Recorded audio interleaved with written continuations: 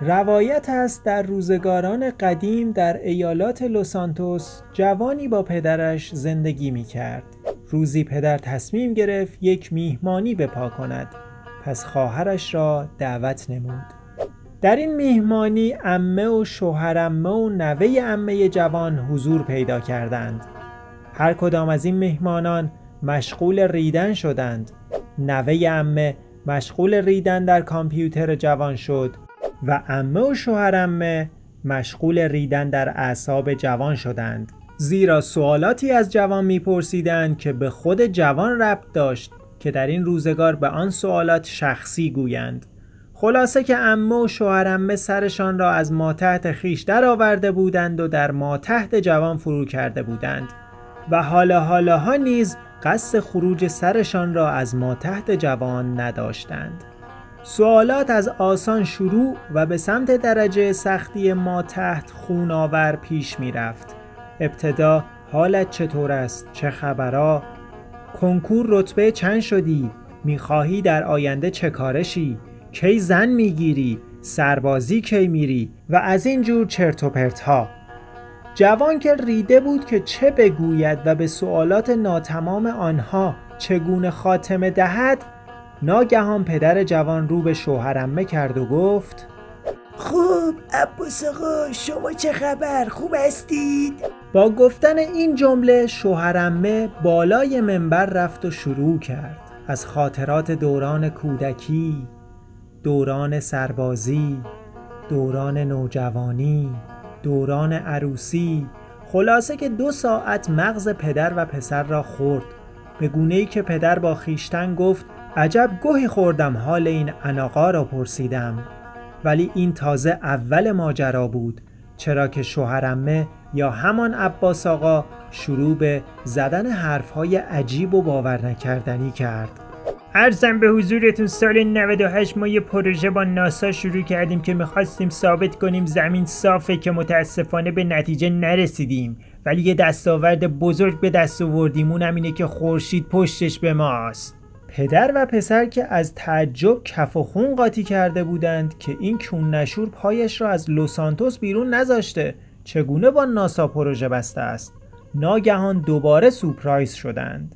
داشتم عرض میکردم این ماشینای آشغال که میبینید همش تقصیر والا پارسال ما رفتیم رو انداختیم به مدیر شرکت بنز، قرار شد بیان کارخونه بزنن، فقط به خاطر گل روی من قبول کردن وگرنه اصلا نمیخواستن بیان. خلاصه که ما زور خودمون رو زدیم، آخرش هم اینا ریدن و نذاشتن.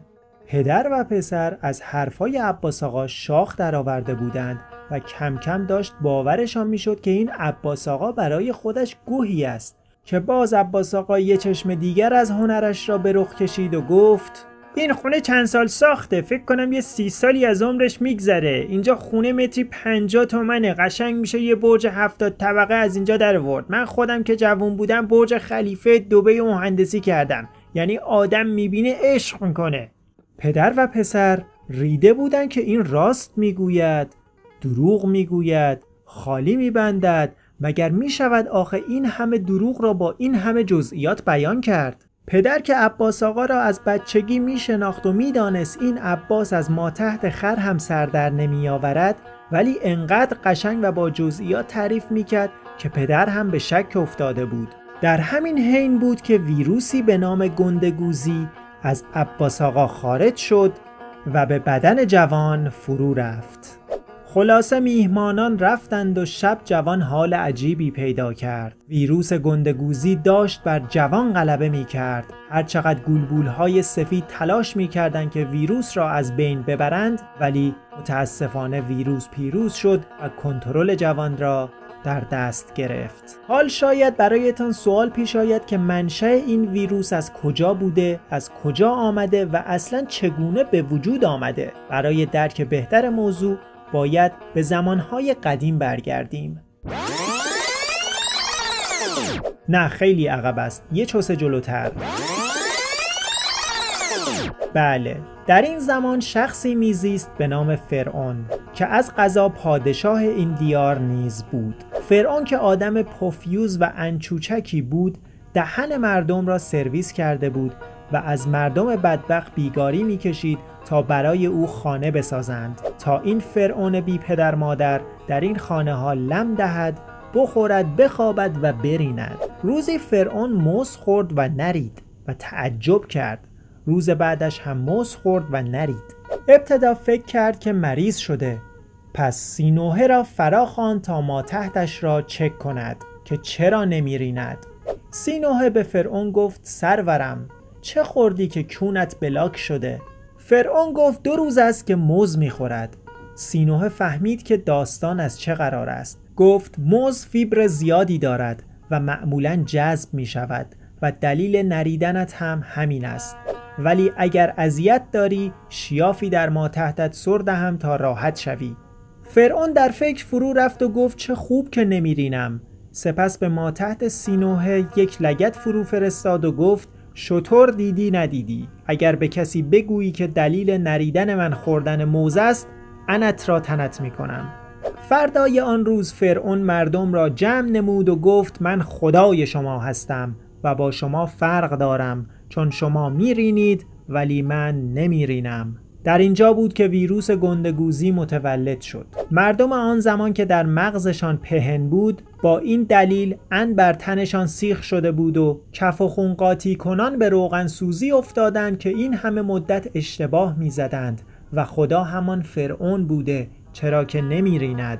از آن روز به بعد فرعون دیگر آن آدم سابق نشد، زیرا که ویروس گندگوزی انقدر در وی رشد نموده بود که دیگر چیزی از او باقی نمانده بود، زیرا که تبدیل به گوز شده بود.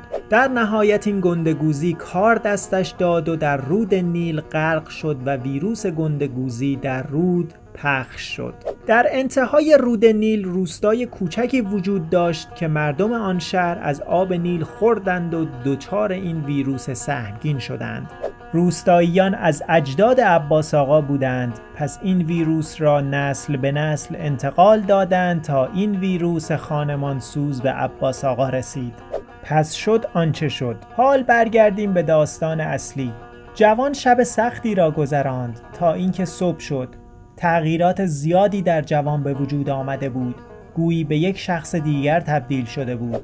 جوان به سمت مدرسه راهی شد و دوستانش را در آنجا دید و شروع به صحبت کردن کرد که ناگهان ویروس گندگوزی فعال شد و جوان شروع به گندگوزی کردن نمود. دوستان از تعجب جامه ها دریدند که تو عجب آدم خفنی هستی و ما خبر نداشتیم. جوان شور گرفت، انقدر گنده گوزید تا ویروس به همه بچه‌های مدرسه منتقل شد. خاک بر سر عباس آقا که امتی را به چخ داد. خلاصه سالها گذشت و هر کدام از این بچه‌ها کار و کاسبی برای خیش پیدا کردند و مشغول شدند. گروهی از این بچه‌ها رپر شدند و الحق و الانصاف گندگوزی را به حد اعلای خود رساندند. در عین حال که خواننده بودند، مافیا نیز بودند، مواد فروش نیز بودند، قاتل نیز بودند، گنگستر نیز بودند، خلاصه آنکه همه چیز بودند. کیلو کیلو جنس در ماشین داشتند، در صورتی که در این ایالت 1 گرم جنس از تو بگیرند از ماتحت دارت میزنند. قاچاق اسلحه می کردند، در صورتی که قانون این دیار این است که حتی اگر یک تفنگ آب پاش از تو بگیرند همان را در ماتحتت فرو می کنند. همدیگر را تهدید به مرگ می کردند، اما ماتحت خیش را تنگ نمی کردند تا سر قرار دعوا روند. خلاصه که به لطف عباس آقا مارکت رپ لوسانتوس به گه کشیده شد. اما برخی دیگر از بچه ها بساز فروکن شدند و برج‌هایی ساختند که به گوز بند بود.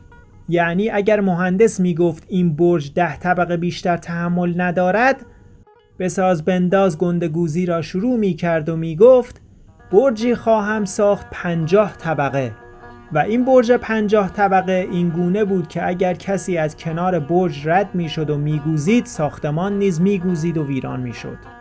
برخی دیگر از بچه ها مکانیک شدند. مکانیکی که تا الان پیکان دولوکس را باز می کرد، تعمیر لامبورگینی را قبول کرد. آخر گندگوزی تا چه حد؟ تو که از ماتحت خرسر در نمی آوری، چرا تعمیر آن را قبول می کنی؟ این گونه شد که ماشین تعمیر نشد هیچ به چوخ سگ نیز رفت. خلاصه ویروس گندگوزی کل شهر را فرا گرفت و مملکت را به گه کشید. در این منوال عبدالحمید گوزکانی ملقب به پیر لوسانتوس می‌فرمایند اگر قرار بود کسی با گندگوزی به جایی برسد، الان راسو سلطان جنگل بود. همراهان گرامی، ویدیو را لایک نموده و برای ویدیوهای بیشتر چنل موربلکس را ساب نمایید تا یک حکایت شبی دیگر و داستان انتو انی دیگر شما را به خدای مهربان می سپاریم.